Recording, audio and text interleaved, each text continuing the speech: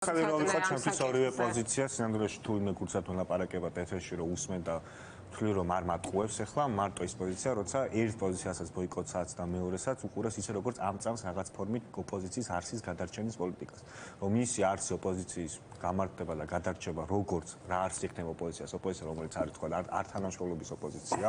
რომელიც ეგრე გააგრძელებს ცხოვრებას და ვინც გავა იმას დააბრალებს თავარ პასუხისმგებლობას რომ იმის გამო მოხდა თქვა ეხა ხელისუფლება ვერ შეიცვალა და მეორე ოპოზიციის ისეთი არსი რომელიც გულწრფელად რაღაცა ტიპის ინსტიტუციური წარმომადგენლობითობა გქონდეს ამ ფორმით გადარჩეს ოპოზიცია და ამ ფორმით ფერე გააგრძელოს ცხოვრება. ერთი და მეორე არგუმენტიც რომ ჩვენ აი ზუსტად იმის გამო დავუგუპებით რომ ბოიკოტში გავალთ, ან იმის გამო დავუგუპებით რომ არჩევნებში გავალთ, ერთი და მეორე მგონია რომ არ არის მართალი და ზუსტად მაგის გამო რომ ჩვენ დიდი ჩართულობა მოქალაქეების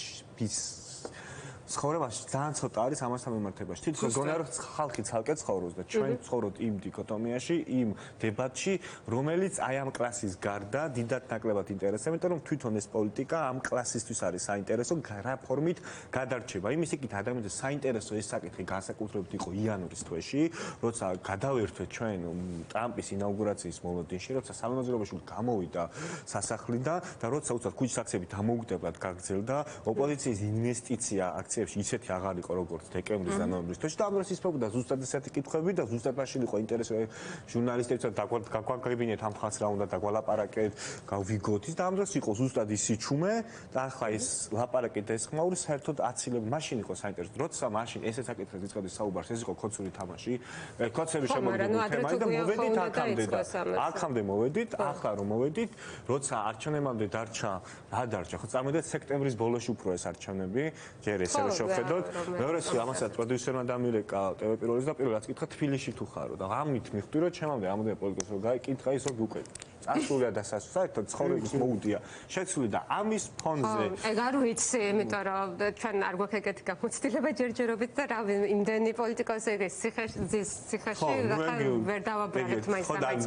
გაფხობით არის ეს გაციება თავი პრობლემა არის ხალხი არ გაცივდეს ამ პროცესის მიმართებაში როცა ხედავთ რომ რამოდენიმე პოლიტიკოსი არის დაჭერილი და ისეთი მუხტი არ იყო რაც რამდენი ის მოლოდინიც უნდა ყოფილიყო ეხლა ბევრად უფრო მდგომარეობა ჩავარდით ვიდრე ვიყავით თვეების წინ ხო და მაშინ უფრო ბევრი ადამიანი ჩართული პროცესში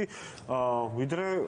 დღეს არის. ამიტომ ეს არის დასაბრუნებელი, ეს არის ის ძრავი, რაც დაგეხმარება, რომ შენ ბოიკოტის რო გახვალ, დამარწმუნებელი იყოს რომ ეს მოიტან შედეგს და არჩევნების ხიზავს და მჯეროდეს რომ ის არგუმენტები რაც შეიძლება იმიტომ გავდივარ რომ თბილისში ეს დავამარცხო. თქვენ შეიძლება ვალიდური არგუმენტი თბილისში დავამარცხო რატო არა? კი მიგირს. მაგრამ ეხლა თვითონ მაგის განსაზღვრა რაღაცა არავის არ ჯერა ეს. ხო და ეგ როგორ უნდა გაიზომოს